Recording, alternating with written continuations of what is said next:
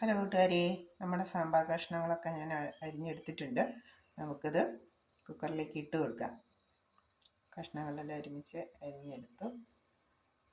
മത്തങ്ങ, കുമ്പളങ്ങ, ഉള്ളി, തക്കാളി, വെണ്ട, കത്തിരിക്ക, പച്ചമുളക്, കോവയ്ക്ക, അങ്ങനെ സർവത്ര പച്ചക്കറി കൂട്ടങ്ങളും ഇട്ടിട്ടുണ്ട്. ഓക്കെ കഷ്ണം അരിയാൻ പറ്റത്തിന് വെള്ളം കുക്കറിൽ ചൂടാകാൻ വെച്ചിട്ടുണ്ടായിരുന്നു. അപ്പോൾ പെട്ടെന്ന് തിളച്ച് കിട്ടുമല്ലോ നോക്കാം. ശരി, മുളക് പൊടി,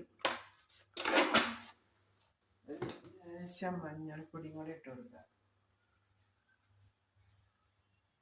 ഈ സാമ്പാർ കൂട്ടുകളും ആവശ്യത്തിന് മുളക് പൊടിയൊക്കെ ചേർക്കുന്നുണ്ട്. ഇത് മുളക് പൊടിയൊക്കെ നന്നായിട്ടൊന്ന് വഴറ്റിയെടുത്തിട്ട് സാമ്പാർ കഷ്ണങ്ങൾ നമ്മൾ ഇതിലേക്ക് ചേർത്ത് കൊടുക്കുകയാണ്.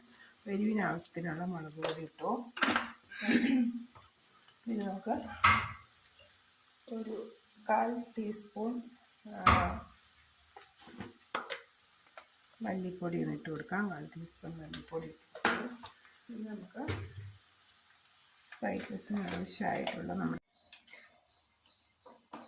നമുക്ക് കടുക് താളിച്ചും കൂടി ഇടാം.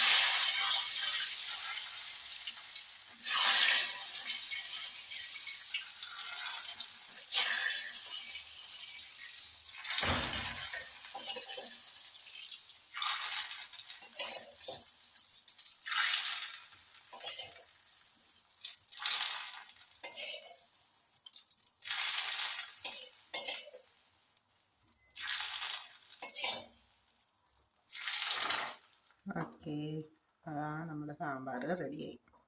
ഓക്കെ കൂട്ടുകാരെ.